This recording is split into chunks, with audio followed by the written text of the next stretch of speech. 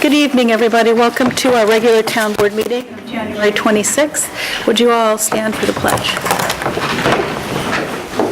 Pledge allegiance to the flag of the United States of America and to the republic for which it stands, one nation, under God, indivisible, with liberty and justice for all. Thank you. I would like to make a motion to approve our prior minutes of December 22nd. May I have a second? Second. All in favor? Aye. Aye. Any opposed? So moved. I have a couple of announcements, and then if anybody else does, that would be great. I just want to let you know that the town and county tax bills will all be in the mail by tomorrow. So look for them, and they're due without penalty at the end of February 28th. They went out on Monday. Okay, Monday, they're out.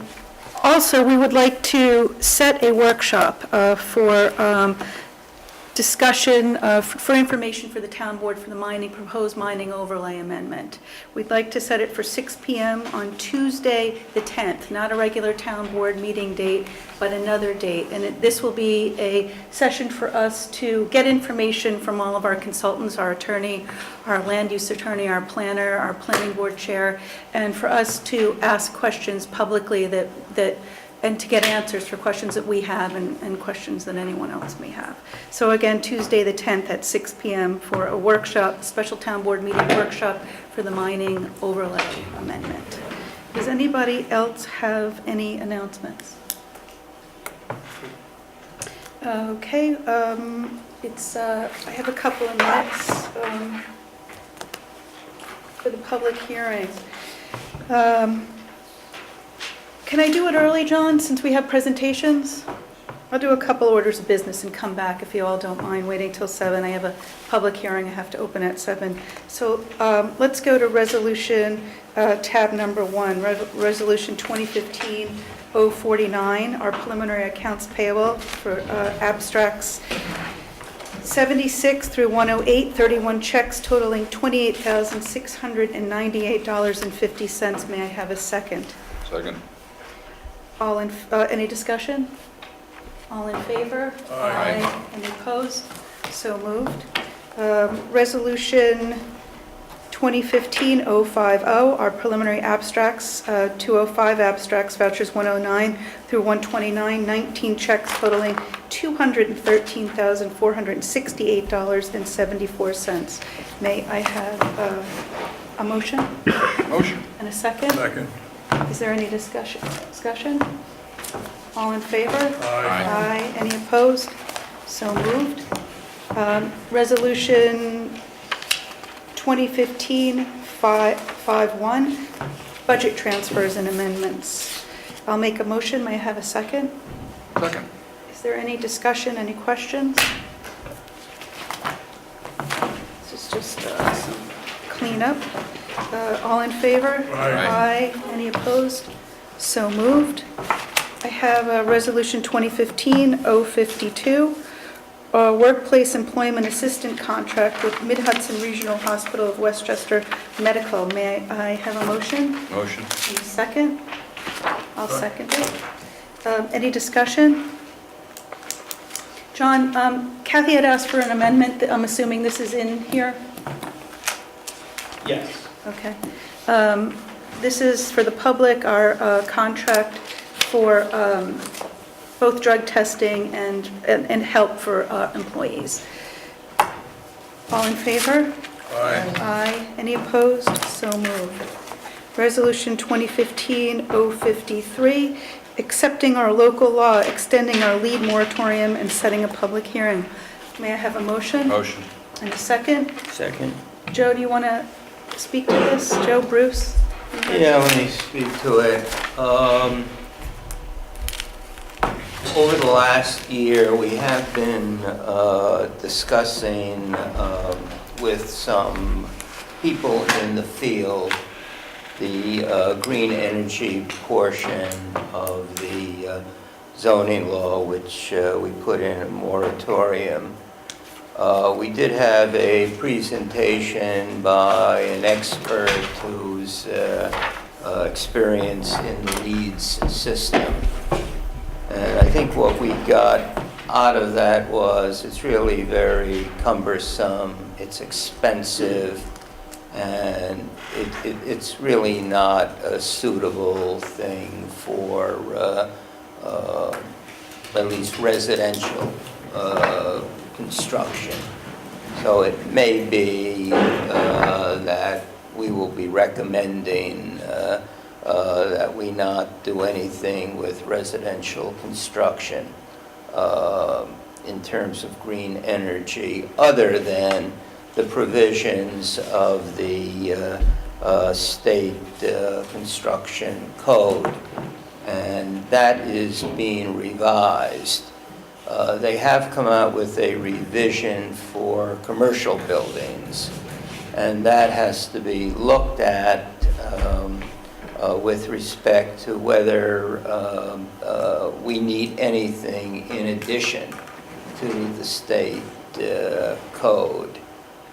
The people that I've talked to, and I've had, Alan has talked with me to some, advance the idea that if you want something stronger than the state code, what you should do is offer some kind of tax incentive.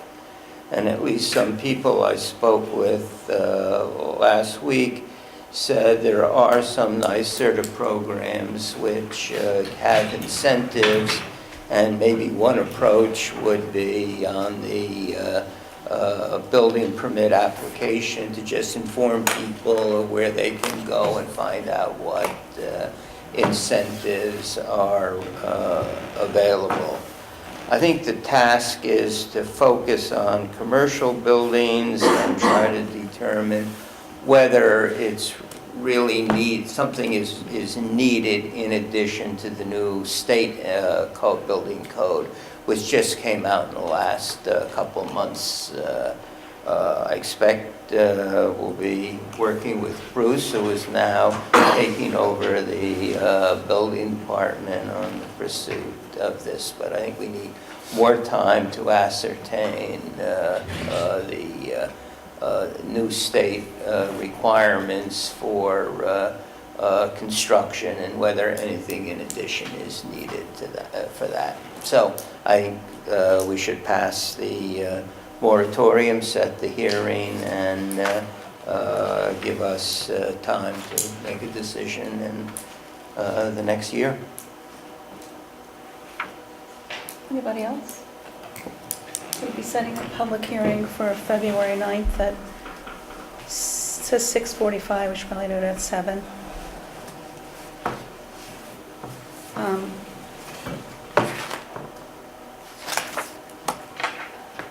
Like to, So we should take a vote on this? well, we should revise the amendment. This has a public hearing for 6:45.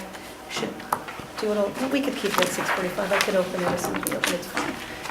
Sure, all in favor? Aye. Aye. Any opposed? So moved. Couple more minutes. Resolution 2015-054, that's tab 6. I have I'll make a motion to town hall usage for the Mid-Hudson Vegetarian Society. I have a second? Second. They're asking for town hall on the 25th from 12 to 5. Is there any discussion? All in favor? Aye. Aye. Any opposed? So moved. Resolution 2015-055, town hall use for Santa Claus clothing swap on May 30th from 10 to 4. I'll make a motion. May I have a second? Second. All in favor? Aye. Aye. Any opposed? So moved. I guess we have time for a couple more. We have to open a public hearing at 7, so I just didn't want to get into presentations. Thank you. Resolution 2015-056, our 2015 maintenance contracts. May I have a motion Motion. and a second? Second. Any discussion? Do you guys want to? Yeah, this is really kind of alternative, so I think we got to go down each one to decide what we're doing. For example, pest control has two different quotes. So if we can go down each of them, I have the recommendations of our maintenance department as to which contract we should take. So if I can go ahead and go down each one. The first one is the roof maintenance. We have to go with with Vanguard. They are extending the guarantee, so there's no choice there. So I think we should approve that. With respect to pest control, we have two bids, and the recommendation is to go with Thomas. With respect to pool chemicals, we have three bids, well, maybe two bids, and some no responses. The recommendation is to go with ESC. With respect to the generators, we have two quotes. The recommendation is to go with Protective Power. With respect to the dock project, we ought to hold off on that. We're still expecting some more bids. With respect to the sprinkler system, we only have the one quote from Mid-Hudson, and the recommendation is to go with that. Turning to the furnace contract, we should enter into contracts with the provider of the fuel oil at each of the different locations. So we have different providers, but we would do a contract with each provider for the location. They give us the fuel oil. With respect to portable toilets, the recommendation is to go with Superior Sanitation. And with respect to the septic tank pump out, the recommendation is to go with Superior Sanitation. Joe, the resolution recommends ESC pool chemicals. ABC, not Craig Thomas. I've spoken to Bobby since then, and the price is less expensive on Craig Thomas. We used to use Craig Thomas, and then apparently ABC underbid them, and that's why we used ABC last year, maybe the previous year. Now Craig Thomas has underbid ABC. Okay. So Is there any further discussion? Is there anything else to add? We should make a motion to amend the resolution. yeah. May I have a second to amend the resolution? Second. We'll amend the resolution to Craig Thomas in lieu of ABC pest control. And All in- also Superior instead of M&O for the No, pump out. M&O is for septic pump out. Superior is recommended for portable. No. I think Superior for both. And Superior for septic tank pump outs. Yeah, for both. All in favor? Okay, on lawn care contract, I can come back to that. It's not on this resolution. Pardon me? It's not on this resolution. I understand, but all I'm saying is under new business, I'm going to introduce a resolution to extend the lawn care We have a contract. motion open to Yes. amend this, and we've amended to Craig Thomas for pest control and Superior for septic tank pump outs. All in favor? Aye. Now we have a motion open to approve maintenance contracts. All in favor? Aye. Any opposed? So moved. I think we can open our public hearing for the contracts for the Rhine Cliff Hillside Fire contracts. Is there any public comment? Is there any comment or questions from the town board?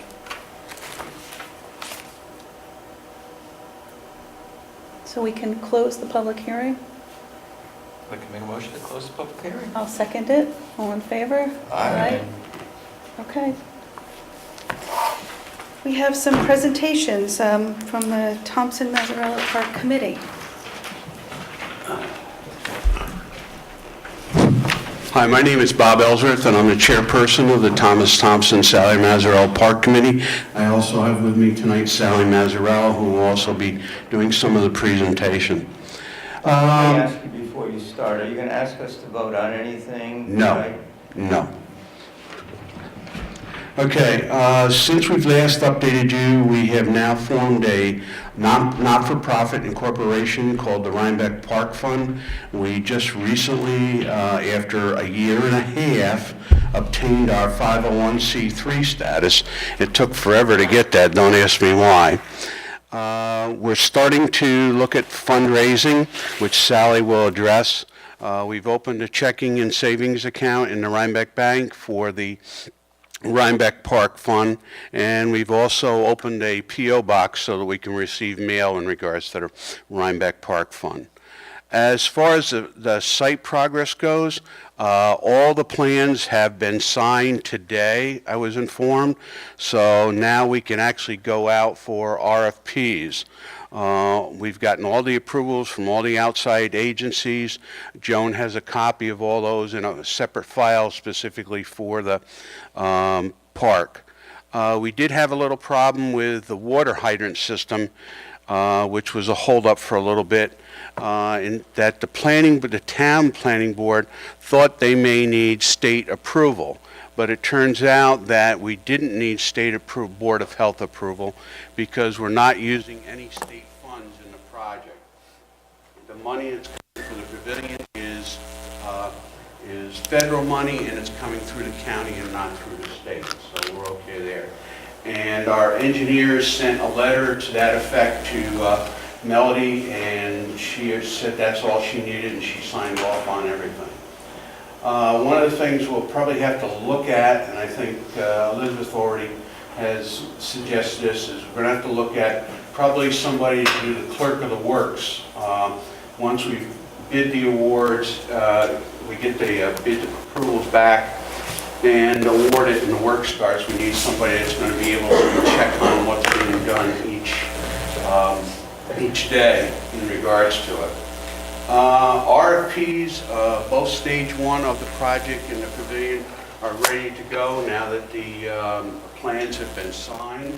I'm going to notify the two engineering companies, Crawford and Weston and Sampson, to drop by the copies to Joan. I talked with Joan today, and she says once she has all the information so that when people call, she can give it to them. She's then going to put it in the paper, and it takes about 2 to 3 days once it's, she sends it into the paper for it to actually get published in the paper. Joan is doing this now. Joan is going to finish this up, and this is her last project for the planning board. That's my understanding, right. yeah. As soon as it goes out, then Brennan will take over any other. Right. Hopefully, we plan on getting the bids out the first part of February, so we can get an idea of what the project's going to cost and start looking to see if we're on track or off track or what we need to do in regards to it. At this time, I'd like to turn it over to Sally. She's going to talk about finances and fundraising for us. Thanks, Bob. So, of course, we're really excited that we've been talking about this RFP for a long time, and I was thrilled to get the email from Joan today. So, of course, the important piece of this RFP is to get a sense of what the cost of the project is going to be. We certainly have estimates from the engineers that have been guiding us. But let me give you an idea of the schedule as to what's going to happen. As Bob said, we'll be going out next week with the RFP. Early March, the town board will probably open the bids at that time. During the month of March, the committee will be reviewing and evaluating those bids that come in to be sure they meet the specs that we've developed. We'll then be making a recommendation to the town board for the town board finally to do the awarding of that bid. So sometime in May, we're looking at a groundbreaking, and this is for the infrastructure of the project, which would be the roadway, the water, the sewer lines, some of the lighting, some of the landscaping, and the pavilion. And this is all phase one of the project.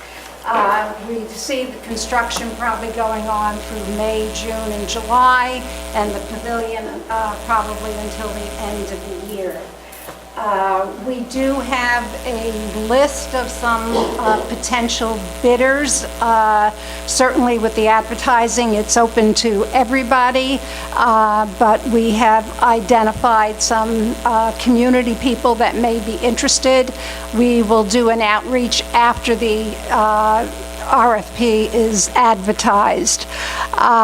We also are responsible because we're using the federal funds in terms of the outreach to women and minorities, and so we'll meet all the conditions that have been set by the county. Bob mentioned the non-for-profit status that took an extremely long time. The state was backlogged for almost 2 years, but with the 501c3, we can begin our fundraising. We will be sending out about 5,000 brochures. It will go to residents in the village, in the town, and in the hamlet. We have worked with the post office, and we're going through the procedure that they have outlined for us. We also will be doing one-on-one donor calls to people that we think have, individuals, businesses that have the potential to perhaps contribute at a larger, higher level. So that will be happening as well. I have presented to you in the past a budget, an estimated budget that we have from our engineers of the project Phase 1 costing about $1.2 million. And we really need the town board's support in the allocation of funds for the park. And I have also shared those numbers with you, and I hope that there will again be consideration of those dollars, and perhaps a lot of that will make more sense when we begin to get the bids back from contractors. So I think at that time I probably will deal specifically with the numbers, but everybody has a copy of that. The extraordinary thing about this project is that in almost 40 years of my being involved with local government here in Rhinebeck, there's never been a project of this scale. This is an unusually large project for the town to initiate. It's also a project that touches the lives of people of all ages. It's from the very young to the very old. We have the Tot Park, and we have 2.5 miles of trails. We have baseball and soccer, the passive and the active recreation. We have the community garden, which is immensely successful. We take advantage of the archaeology on the site. Winnicky works with children during the summer with the Rhinebeck Hill and the Landsman's Kill in terms of educational programs for our youth. It offers so much, and the wonderful thing is that we can continue with agriculture, which this was one of the prime agricultural sites in our community as we became established. So it's a wonderful project. It reaches the minds and hearts of everyone in the community, and I hope that the town board will fully support this project when we finally get to see those numbers and see what the reality is. I'd like to just make a comment in terms of the many years that this project has been going on, and take the opportunity to thank Bruce Washburn, who has worked so closely with the committee over the years. He has been a great liaison to the committee. He's been an incredible volunteer, whether it's mowing lawns or building pavilions. He was an incredible resource. So on behalf of the committee, thank you very, very much, Bruce. It was fun. And let me say, we look forward to working with you, Alan. And Bob and I would love to have an opportunity before our meeting to sit down and really go over a lot of the details so that you're comfortable at that first meeting. Let me know when and where. Okay, and we think you'll bring great skills to our committee, and we look forward to working with you. So that's about where we're at. I have a proof, so next week, we're going to have a committee that will be working on making sure our brochure gets mailed. But this was designed and developed by my son Frank, another pro bono effort. And I'll pass it around. It's a proof, and hopefully it'll be approved tomorrow. And let me put one down at the other end. Oh, I have it too. I'll need them back. So probably all of you will be asked to contribute in some way as well, because everyone in the community will benefit from this park. Thank you all very, very much. Thank you, Sally. I have a couple of questions. I don't know if it's appropriate to ask now, but there's been a couple of emails going back and forth from the engineers. And I see there's a lot of additional costs and some change costs. Would it be in our benefit to bid out any of the next steps with another engineering firm? I think we have to look very, very carefully at that. And I think the committee has started to talk about what are the next steps and who do we work with. If you even just, to review the plans, which wasn't in the RFP, or while in construction. There were some emails going around, but maybe that's something we should, as a series of checks for our spending. I'm not sure what you meant by the last comment, Elizabeth. Weston and Sampson sent around an email saying that not in the scope of work that was bid out, there needs to be engineering check-in for some next phase. Oh, yeah, well, they'd like to really be clerk of the works. That's what they're looking for. So certainly, that's something we're investigating, and we hope the town board will also be thinking about that, and we have to figure out who should be hired for this job. It's important. It's not long-term. It is it's a short project. Frank will be doing all the work for the pavilion, so we don't have to worry about that. However, we do need it for the infrastructure. Okay. Well, thank you again for all your work. This is a beautiful brochure. It's really fantastic.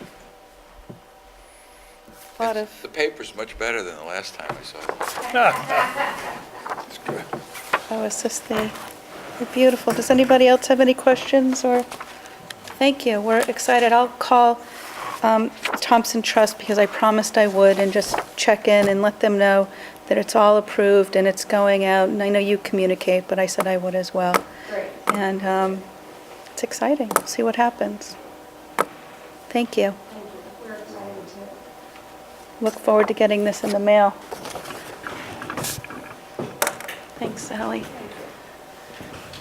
Okay, we have our next presentation from the Waterfront Committee.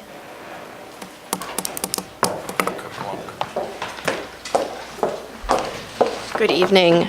Patricia Wind with the Rhinecliff Waterfront Committee. I'm here to update the town board since our presentation to the board in October.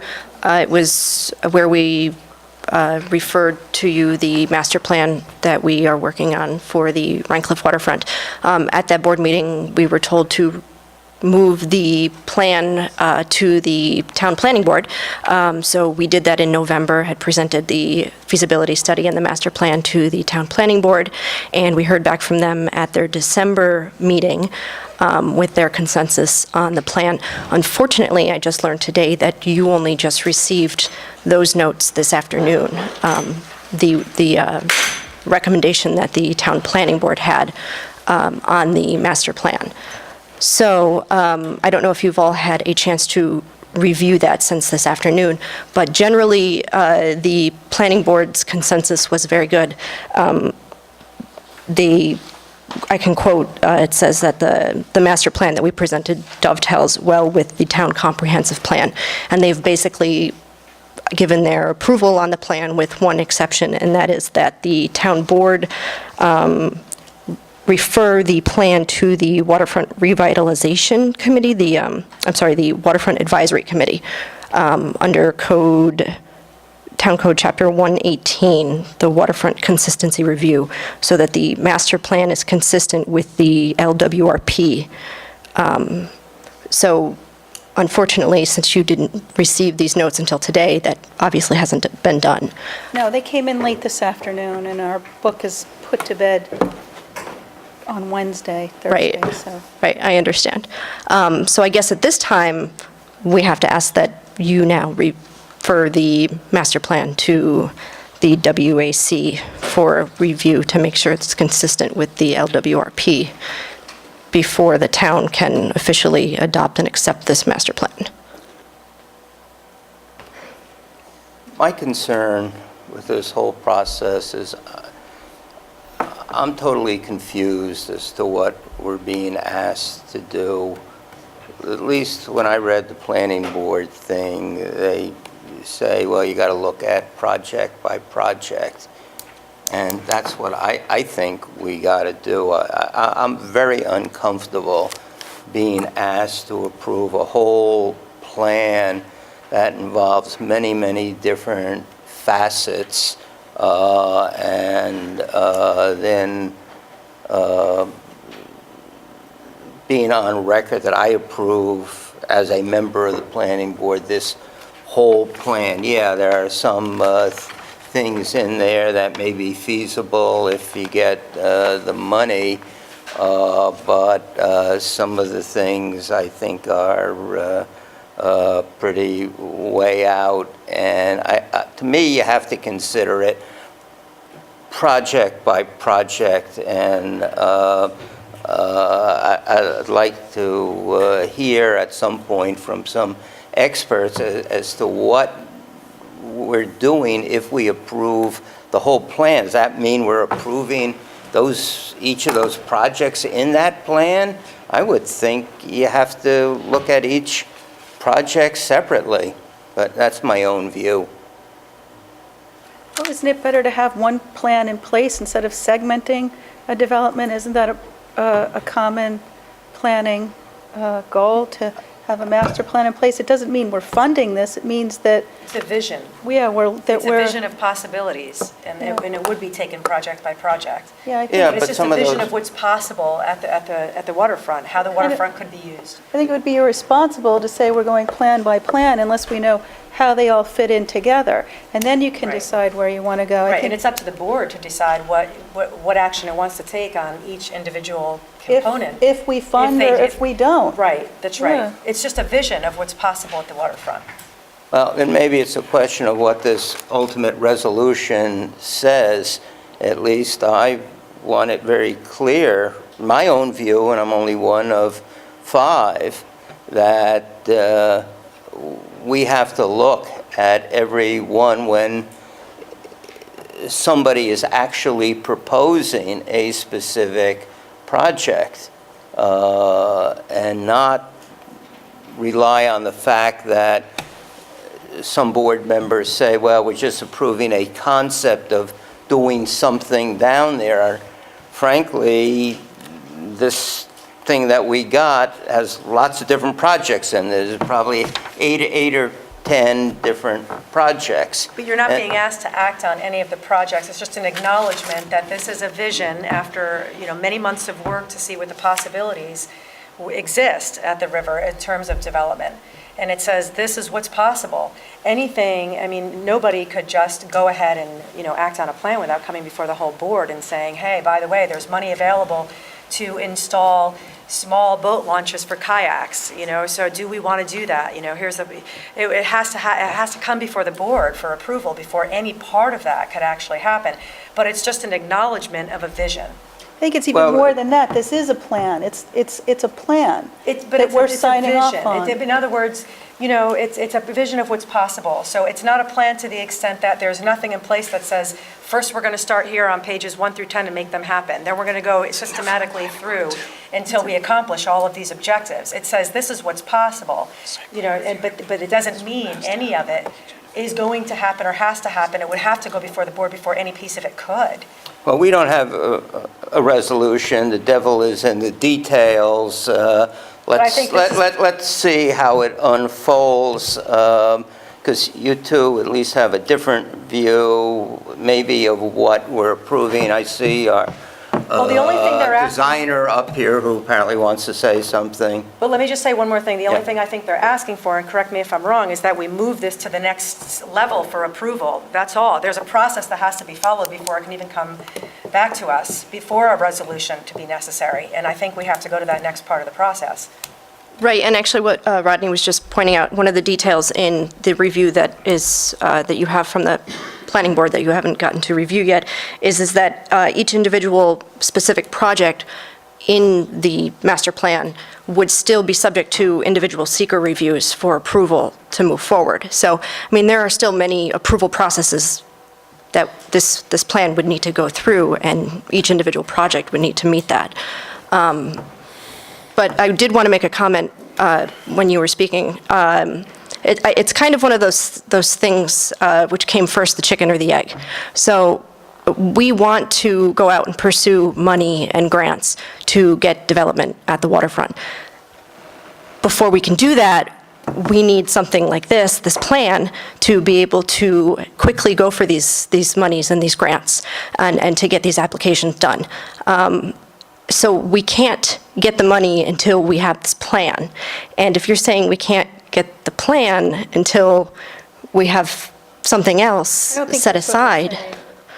No, that's not what I'm saying. What I'm saying is that if you want to go out and get money for a specific project, you tell us what the project is, then we can decide whether or not we approve doing that project. But I guess what my point is that a lot of these monies, the opportunities, the windows are very small to pursue them. So we need to have a ready plan in place so that when we find these opportunities, we can jump for them. Because unfortunately, it just takes too long to go through the planning process to apply for a grant. So really what we're trying to do here is get our planning process done with this master plan so that when money becomes available, we can go for these grants. So what I hear you saying is we're really approving all the projects in the plan. That's your envision of it. My envision is that this would allow us to go for money for any of these projects in this plan. If we were to obtain money, then we would have to go through the steps to move through the project. But I would like something from this master plan that allows the town board to go and pursue money. Bruce, what were you going to say? Go ahead. I'm sorry. For the park, we had a master plan. For the town, we have a comprehensive plan. They're just encompassing what we're trying to do. They demonstrate the commitment of the town board to that objective. They're not, like with the park, we had the skate park, and that was hot and heavy, and we were going to raise money for that and everything else. We don't have a skate park anymore. Things change, and an advisory committee cannot go out and ask for a grant without the town board's approval. Right. You can't commit to a project without the town's board's approval. This is a committee. It's an advisory committee. Okay, so this is a little bit different than what No, Tricia is. this isn't different than it's just semantics. And all they need to do now is move it to the CAB for the waterfront consistency review, I guess. That was the recommendation of the planning board. Right, and it makes sense. So, Yeah, I don't have any problem with moving and getting more. I just wanted to give you my views, because at some point you're going to come with the resolution, I would think. And you may want to consider my views, or you may not. Well, Then the board will ultimately decide. there's 5 people here, and I think, you know, I wasn't trying to interrupt you. oh, no, sorry, go Patricia. ahead. Could you introduce yourself? Yes, Rod Morrison, consultant for the committee. I just want to take a step back because you expressed the same concerns the last time we were here. And the step back is to look at what the DEC grant gave the town to do with this piece of work. And there are criteria in there which we address specifically. There isn't money there. It doesn't even contemplate the kind of investment that the park has reached at this point. It's to create a conceptual plan where the pieces fit together. The checks and balances are built in there. The planning board recognized that we are in a position in understanding the grant process to give the master plan a leg up and adopt a seeker resolution for it as well. But they're clear in there that if we propose a particular project, if we want to extend a walkway, if the railroad says, we're going to help you build a walkway on the side of our embankment, we have to take that element of it, or the committee does, and their next consultant has to take that, develop an actual plan, spend money to see, if the design of that works, get permits for it, but it advances the status of getting the grant. So you aren't going to get to the point in what's in the scope of this work where we design any particular element. It's that it fits together, at least in this version of it. 5 years from now, all the characters might have changed. The town board might be different. We're here to create a framework. The committee might be different, everybody could be different, but the idea was to create a framework that somebody can work from in the future. And they have to come back to you. Town board, planning board, everyone. So it's in there. Okay. So that concludes my presentation. Thank you. So we will refer it to the CAB for LWRP consistency review. Thank you. Thank you for coming. I'd like to request then that we could be scheduled on the March Town Board meeting to present our findings from the WAC Great. in I their asked when you February come meeting. again, could you bring the presentation, the visual references? We too? do have them Oh, with you us if do? you'd like to see them. Yeah, that'd be great. Want to see them now? Sure.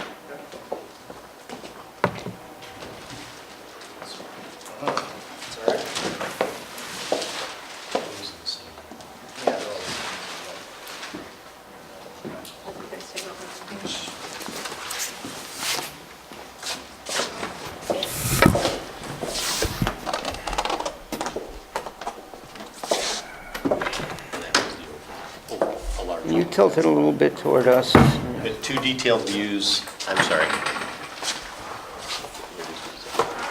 Yeah, go ahead and walk them through. Just to get my introduction out of the way, Henry Thomas, I'm also with the LRC Group. Hi, Henry. These are also the plans that are included as foldouts in the back of the book. They're also included as 11 by 17s in the book, which are smaller. And they're really simple line drawings. The detail is sort of in 2 halves. And basically there's I'm going to zoom it out a little bit. There's really 3 big zones to the waterfront. The first and most primary is the existing waterfront area, which really is pretty representative of the land area that the town actually owns. The other 2 zones are the adjacent areas on the waterfront, both north and south, which are actually frontages that are under the control of Amtrak. And those are areas that are potentially available and feasible, certainly from a technical standpoint, to accommodate some expansion. And quite honestly, there's only so much that you can do with that relatively limited waterfront. So the goal is to make it as multi-use friendly as possible, to design it with components that are not always obligated to each other, so that if there are certain monies available to pursue one element, that it isn't necessarily held hostage by another piece of the puzzle. And that's not necessarily always the case, but we wanted to make it as much that case as we could in that way. So it really, it includes improvements to expand access to the waterfront from a variety of watercraft and for a variety of functions in terms of activities such as fishing and viewing and so on. So it's all about getting people to and into the water, doing it accessibly everywhere, and basically making that an integrated component of whatever we do. And then simply to make it attractive enough that you increase the quantitative use of the park by the residents and visitors as well. I don't know if you want me to walk through any particular components of it, but that's by and large, on an overview, what we're up to. Yeah, I think it's just good whenever you come before us that we do a refresher for us, for the public, just to keep it in the forefront of Sure. what we're doing. You have some boxes up there that are not in the Yeah. three main areas. What are those? Yeah, those are flags for adding signage to those zones because as much as you know where the waterfront is, it's not particularly obvious when you're not there.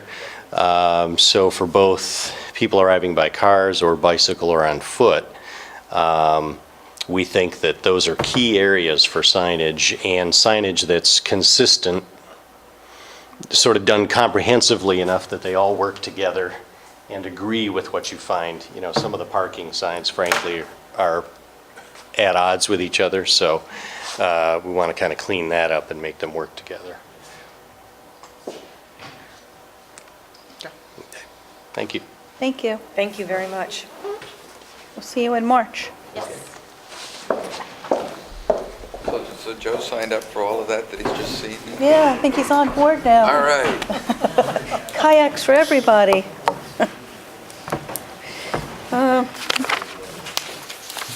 No smoking in kayaks? I don't know about that. You have to be 50 yards from the shore. 50 yards from the hospital. There you go. Going back to our resolutions here, I'm sorry, I have maintenance contracts on, all right, I see. Number 9. Number 9, thank you, 2015-057, accepting the local law for enforcement of our E911 signs and setting a public hearing. All right. May I have a motion? Motion. And a second? Second. Alan, you want to take us through this? Sure. Basically, this enforces the county law on address markers so that emergency responders can locate buildings when somebody dials 911. E911 stands for Enhanced 911, by the way. And it's really a response to complaints by the fire department and the fire personnel in the area, as well as my observations during the campaign in November, that it's very difficult to find a lot of homes, given you have an address, trying to find some because they're not labeled very well. The county law basically requires homes to be labeled near the entrance with 3-inch numbers, hopefully reflective. The state just passed a building code that upped that to 4 inches. So this law we passed reflects that, no pun intended. I've spoken to the county emergency folks, and they're actually going to enhance the county law. They're proposing to enhance the county law to incorporate a couple of things that we want to incorporate here. One of which is that having the address, if the home is, or the building is more than 50 feet from the road, there has to be a post or a sign out at the road that basically says the number on it. And a mailbox across the road is not sufficient. There really has to be a number on the same side as the property next to the driveway that leads to the house, so that you can see what the number is and how to get to it. If the driveway goes to multiple structures, there needs to be signs that where branches are that say number X is here and number Y is there. And that's also not in the county law at the moment, but it will be. So that's the gist of this. We also set up the building, the code enforcement officer of the town as the enforcement officer for this law, and set up fines that are mandated by the county law, basically $50 for the first offense, and there's a schedule for additional ones. If people don't pay it, this provides that they'll be billed on their tax bill.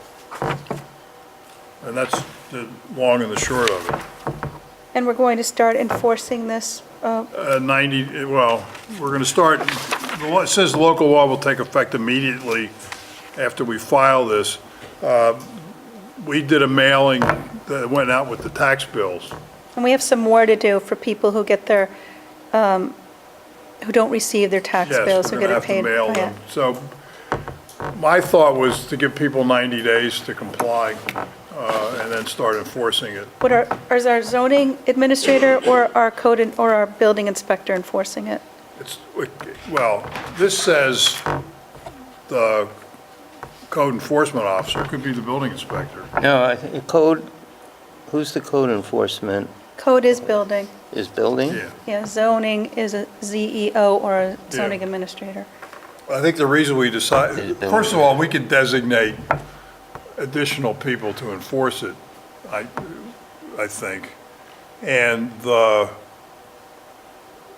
at least we could start with the town's code And- enforcement officer. The state building code requires the 4-inch numbers, so it's at least a building code issue to begin with.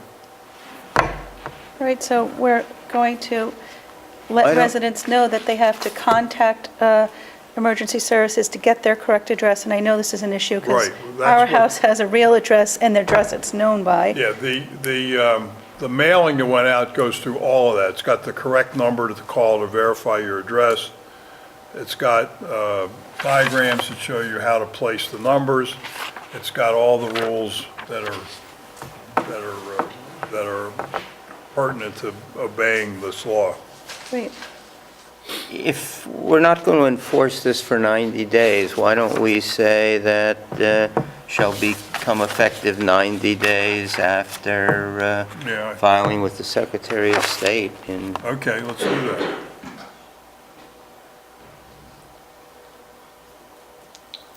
Yeah, I hadn't seen this until today, so.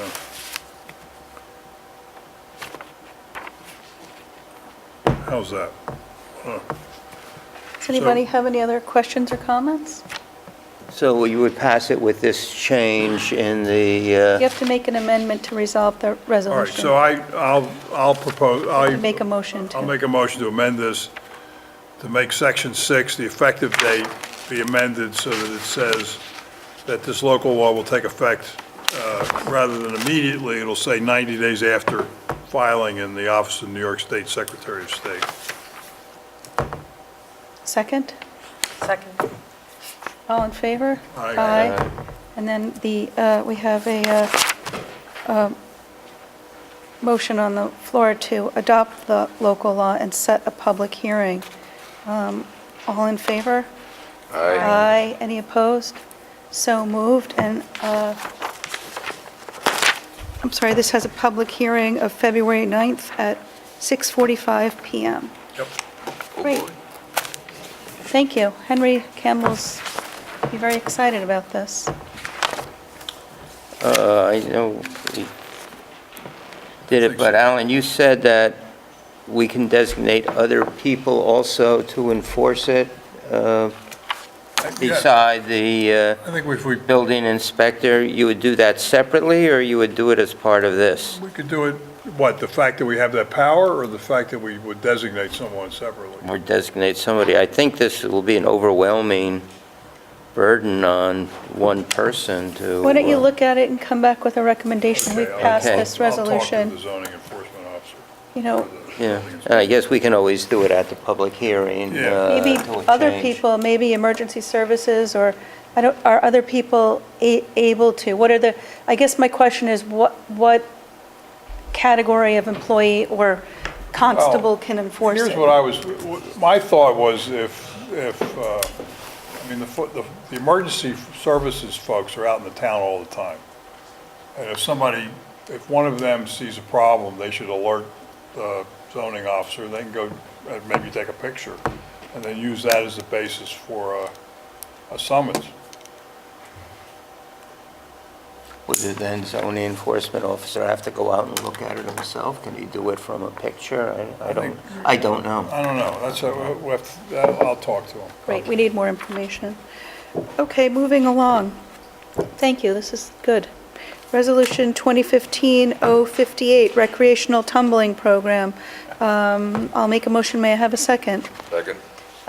This is for, the Recreation Department has established a tumbling program, and the fee is $25 a person for the 6-week season. And the Vibe Dance Studio has agreed to run the program for $675 for 6 weeks. So we are authorizing the bookkeeper to make the following budget adjustments. Is there any further discussion?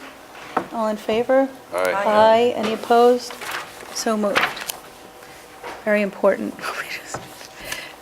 You missed it. Resolution 2015-059, removal of PCBs from the Hudson River. If only we can do that with this resolution, that would be great. Great. May I have a motion Motion. and a second? Second. Further discussion? Do we have? Well, I've actually invited Scenic Hudson. would've- Althea is here to I talk would about... have gone earlier. It just dawned on me what you were here for. I would have taken you out of order. I'm sorry, and thank you for coming. Would you introduce yourself? My name is Althea Malarkey. I'm the Public Policy and Special Projects Analyst at Scenic Hudson. As you're probably aware, this has been an ongoing issue for several decades, and there's been a project underway in the upper Hudson, upper 40 miles, to remove PCBs from the contaminated sediment. General Electric, where they were told to dig, did a great job. It's like asking your teenager to clean their room, and they cleaned up all their shoes and left everything else behind.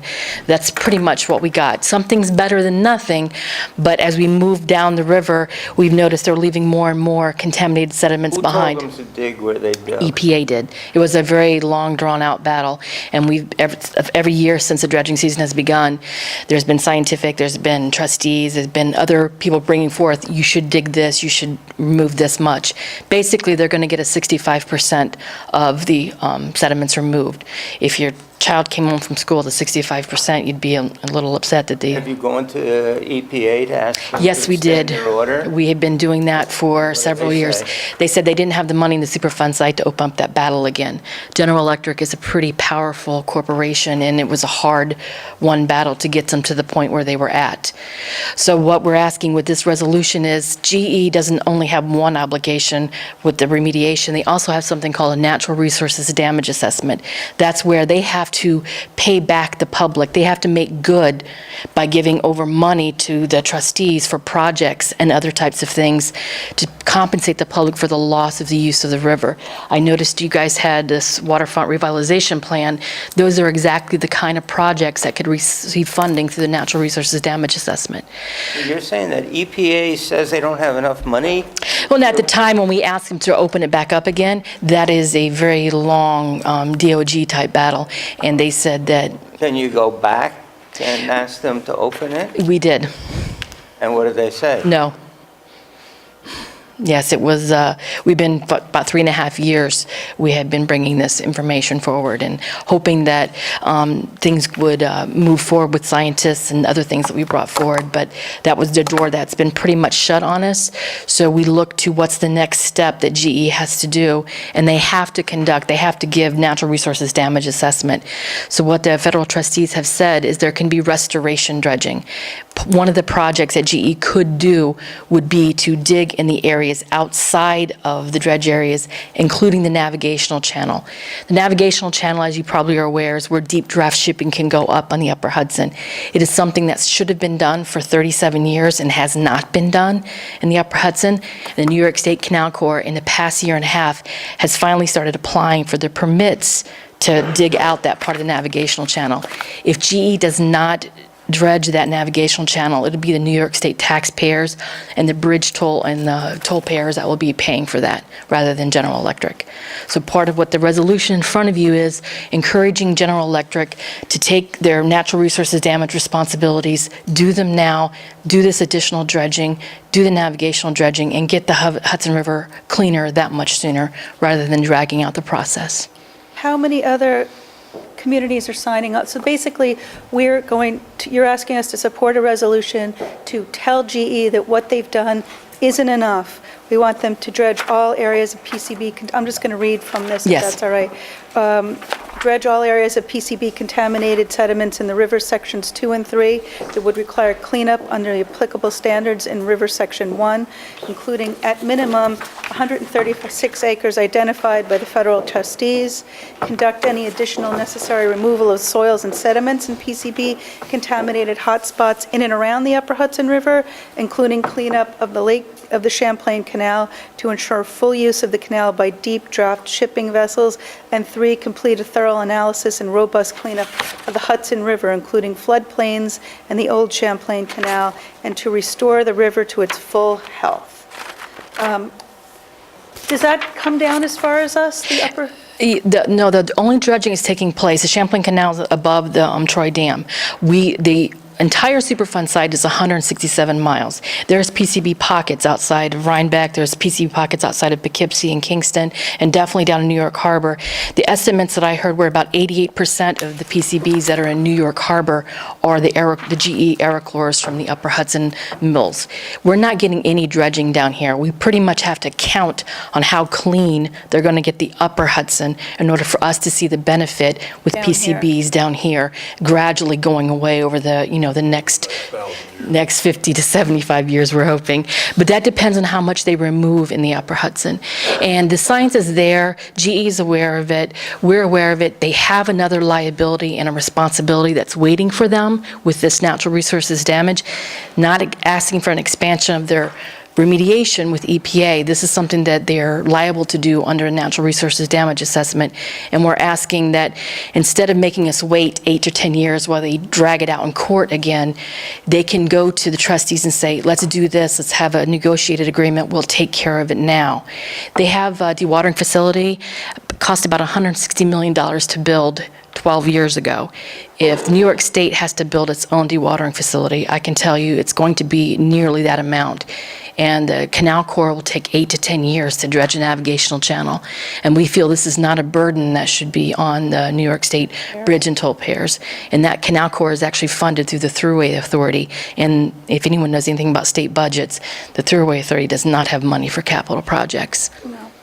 Isn't this all beyond us? There's all these whereases that are really technical things that I don't have a clue as to whether they're true, not true. Would seem to me if there's liability or the EPA is washing their hands of it, they're the enforcement agency. At least I certainly don't have the technical knowledge here. I doubt any of us really do. Scenic Hudson, I assume you have engineers and people who could really make an intelligent presentation to Mr. Immelt. We've done that. Well, what does he say? He says he'll talk to the trustees and trustees talk to him. If anyone has any memory of how we got to this point in the first place, General Electric pretty much came to the decision to dredge at least part of the Hudson River due to the public pressure that was brought to bear. At the time, there was 129 resolutions from down in the New York City all the way up to the upper Hudson. Municipalities just like this one that said, listen, this is our river, this is our waterfront, we want you to do this. That is actually very significant, and it's coming to fruition again this time with the natural resources damages. They count on people not knowing what they're liable to do and not paying any attention. This is a way of letting them know, we haven't forgotten about it, we're paying attention to what you're doing, and we're going to hold you to the very highest standard of the law that we can. This is where it's important for municipalities along the entire Superfund site to get involved. Last night, the city of Beacon passed this last week, city of Newburgh, the county of Ulster. It's before 68 municipalities over the next... Everyone on the Hudson. Has received this, and we're making presentations or coming to any town, village, or county boards and answering any questions about this. The goal is to get 100 in the lower Hudson. The 3 counties in the upper Hudson have already formed a partnership called the Historic Hudson-Hoosick Partnership, and every single village, town mayor, and They're all on supervisor, board. they're all on board with this. They have a meeting once a month, and they developed a project along their entire waterfronts, and they want a cleaner Hudson River, and they've also done this, so we've been joining with them. We want to join the upper Hudson and the lower Hudson municipalities. This resolution is also we're geared to get the attention of the administration. We would like to have a strong state champion that step up and say, let's talk GE, let's talk federal trustees, because this is New York State and we want to make this happen now. Thank you for doing this work. Does anybody else have any questions or discussion? Is there a possibility of you suing GE Yes. if you claim so? There's a possibility, yes, after the cleanup is complete. The problem is GE is finishing its upriver dredging this summer, and they're going to begin dismantling their dewatering facility. And we'd like to see a negotiated agreement before that happens. That way we have the manpower, and we have the training, and we have the building already built, and we could take care of this dredging and the navigational dredging in 2 years rather than 10 or 15 years. Things only go up in price. Any other questions or discussion? Yeah, thank you very much for coming. Thank you. Thank you all, Thea. Thank you. All in favor? Aye. Aye. Any opposed? I abstain. So moved. Again, thank you very much. Resolution 2015-060, tab 12, authorizing the town supervisor to execute an intermunicipal cooperation agreement with the Village of Rhinebeck and the hardware and software purchase agreements with Northeast Computer Services and General Code. I'll make a motion. May I have a second? Second. This is just another aspect of the intermunicipal grant that we got last year from the county for the shared services. So we're aiming to have this done in 2 months and to have it all finished. We're locked and loaded here, and this is to get the village done. Then we'll do another sweep, see if we're missing anything, and fine tune. All in favor? Aye. Aye. Any opposed? So moved. Okay.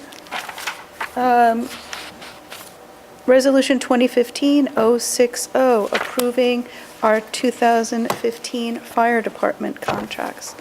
May I have a motion? Who's 6-0? Motion. Make a second. Second. Any discussion? This is 061. 060. Oh, 061. 6-1. Yeah. Any discussion? All in favor? Aye. Aye. Any opposed? So moved. New business. Joe, you're up. I have here a proposed resolution, well, a resolution to renew the contract, the mowing contract, with a change in it that would allow us to cancel on 5 days' notice. And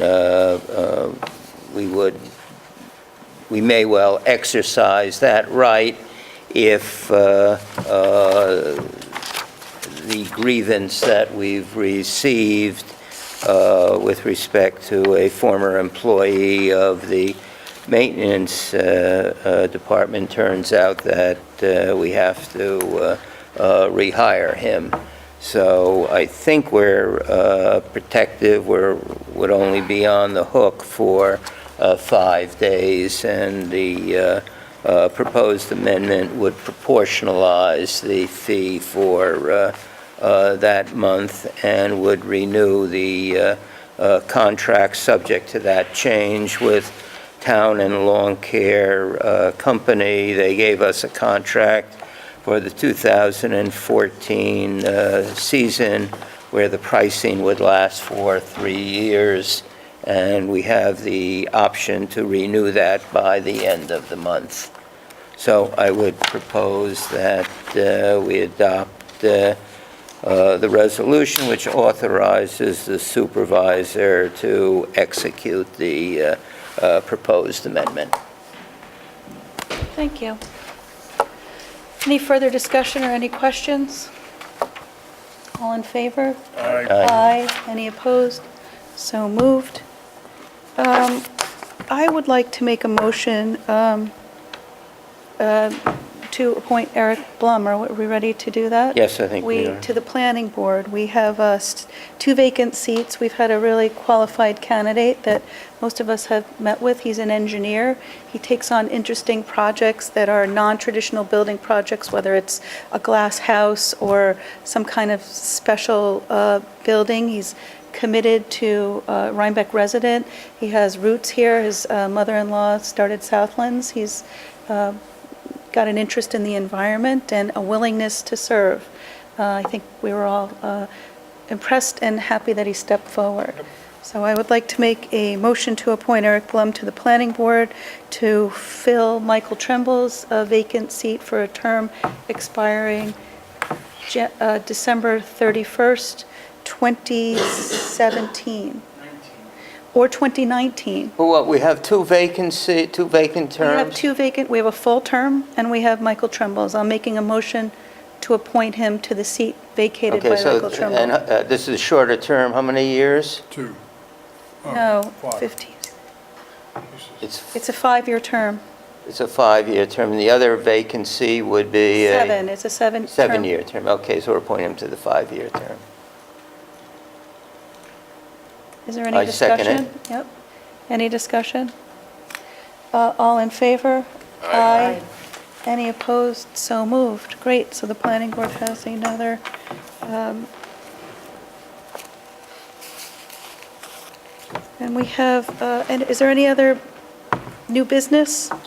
Well, I wanted to set some dates with the group. We have to sit down and we have drafts of employee handbooks, and we have to go through that so we can get back comments.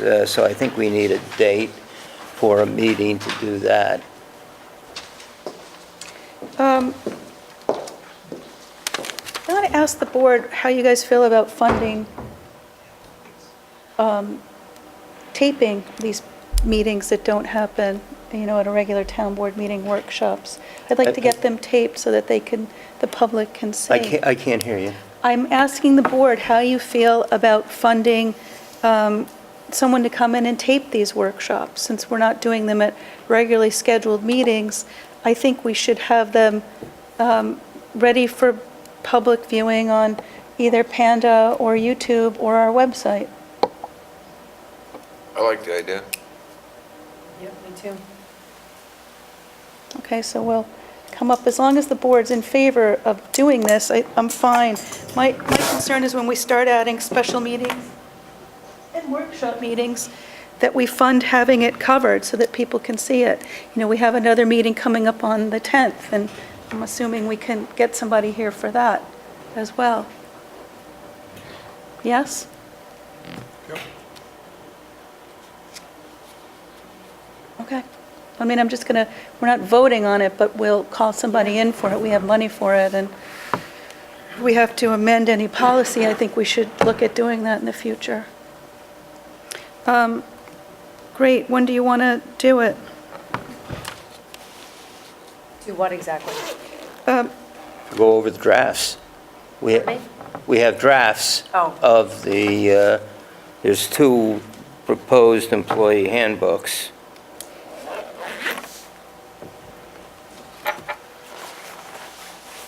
The possible, do we want to do it in the evening or the day? I think it may be a pretty long meeting. Let's pick a day if we're, it's a workshop for us, we're going through it, we're going to have it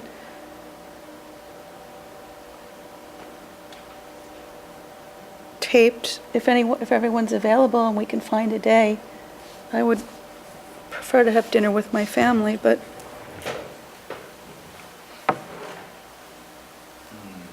Family one.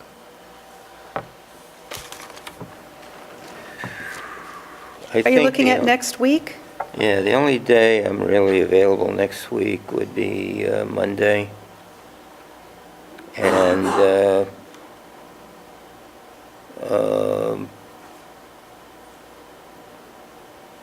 Friday afternoon. I don't know, is this, I don't know if people have read it.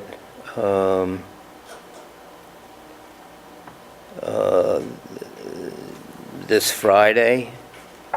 Friday afternoon doesn't work for me. Okay, so, Talking about the second now? what about Monday, the 2nd? Or we can go the following,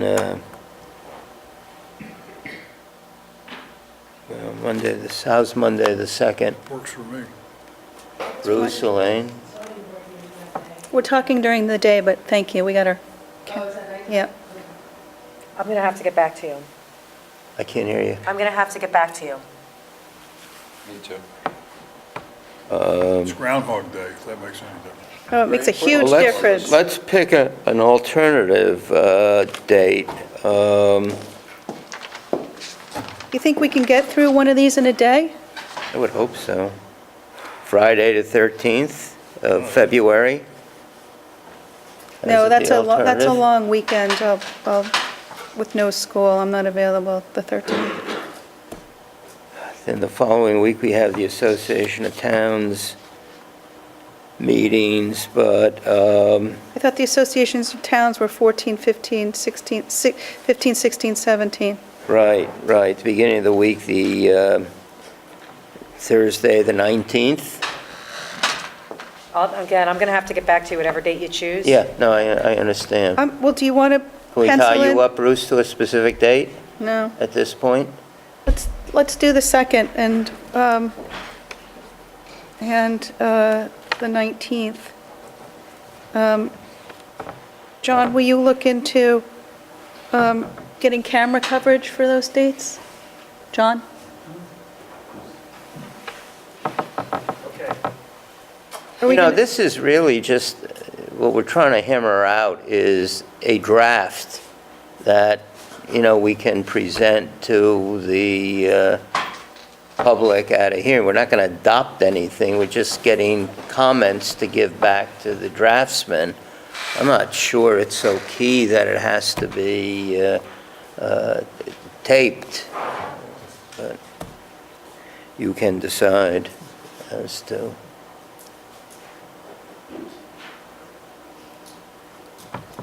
I'm of the mindset that anything we do should be taped, it should be public, there should be way for the public to access any meetings that the town has. That's just my personal point of view. Well, see if you can get coverage. What time will we start on the 2nd? 10 o'clock? We can go 10 to 1, there's a meeting here at 1. That can be moved. Okay. Well, maybe we can do it downstairs? No, or- let's start at 11 then. That other meeting can be moved downstairs. Okay, thank you. I'm sorry, the other meeting? The other meeting can be moved downstairs. Okay. 11 a.m. on the 2nd? Start at 11, can't start earlier? No, I can't. Okay. And then on the 19th?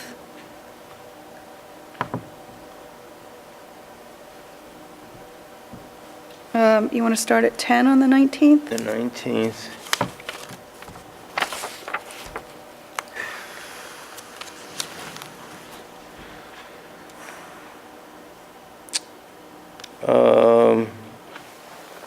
Oh, the 19th, okay, yeah, 10 o'clock.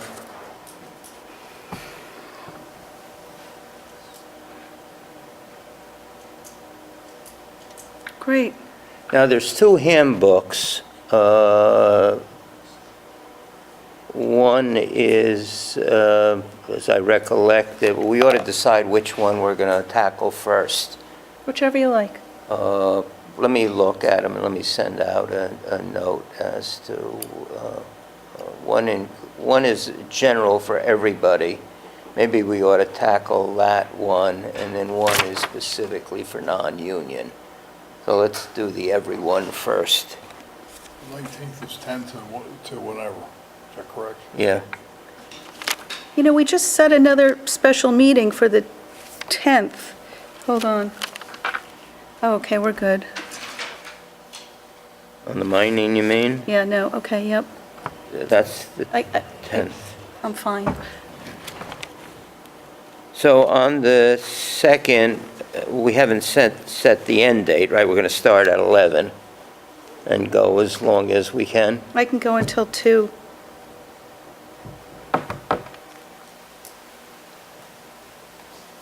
And all day on the 19th.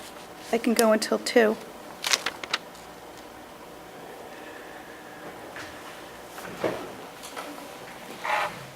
Is that a relative or a terrorist, Jim? Again. Any other discussion, any other new business?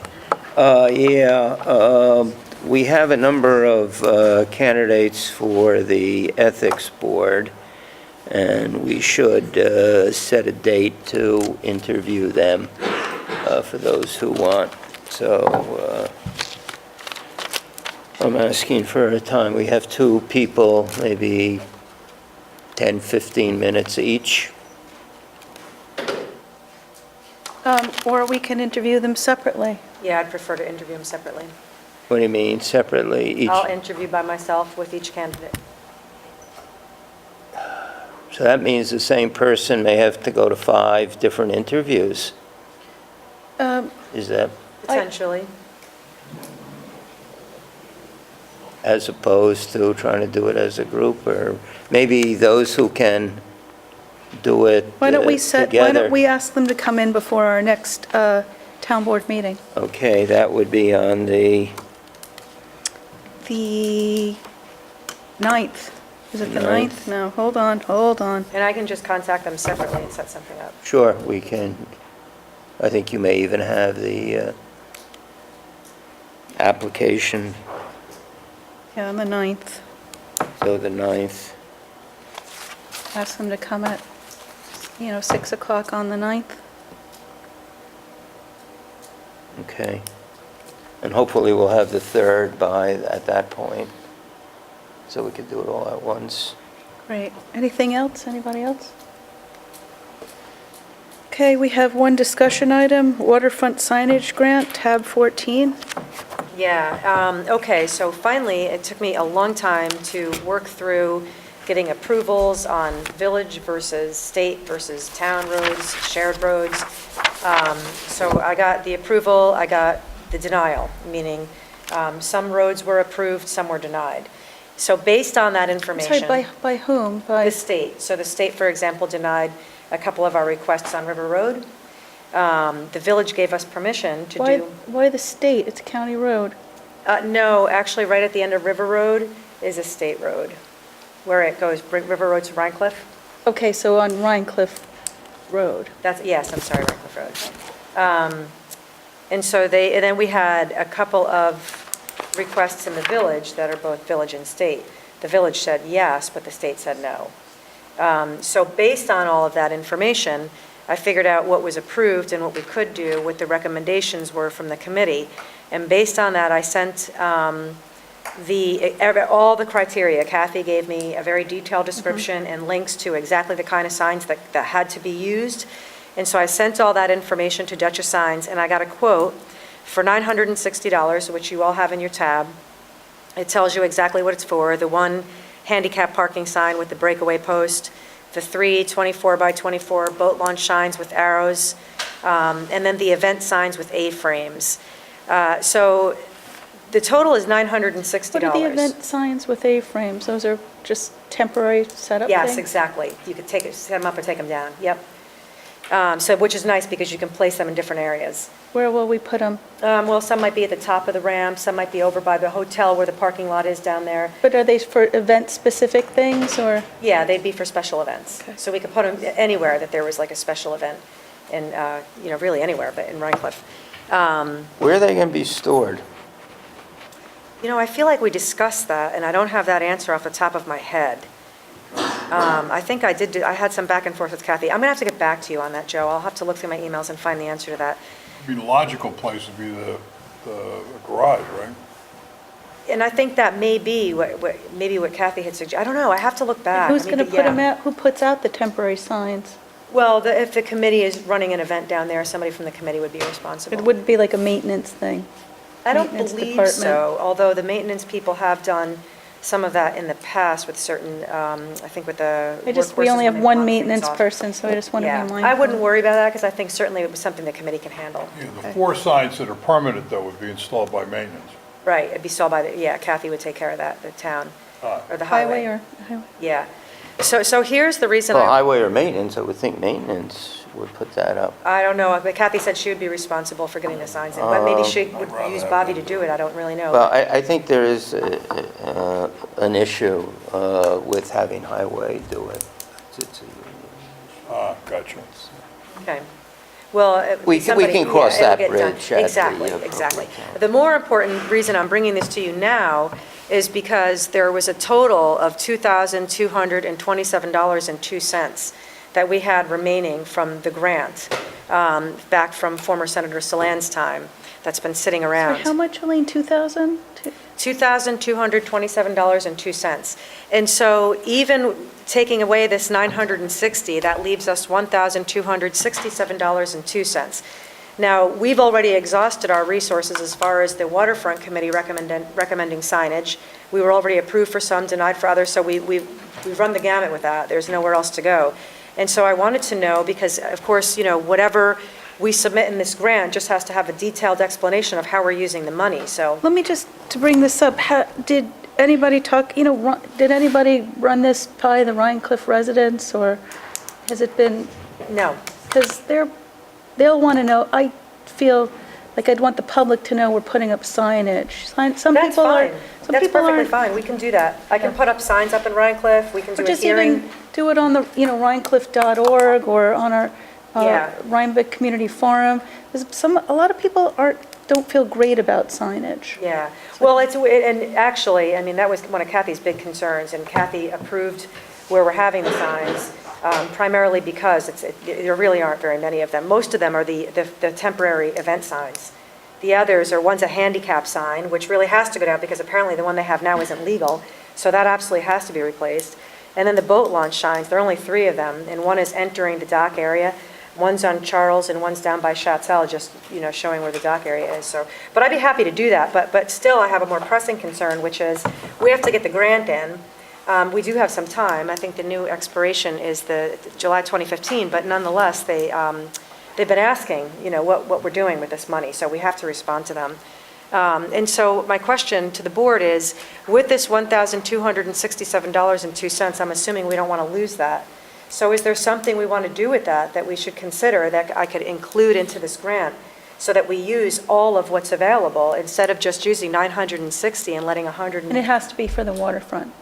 Well, that's the thing. I don't think it necessarily would have to be. I think we could write in something that modification based on the fact that we don't have any more needs for the waterfront as far as like the signage goes or anything else right off, I mean, I suppose Is there the other. anything at our other park that we could use?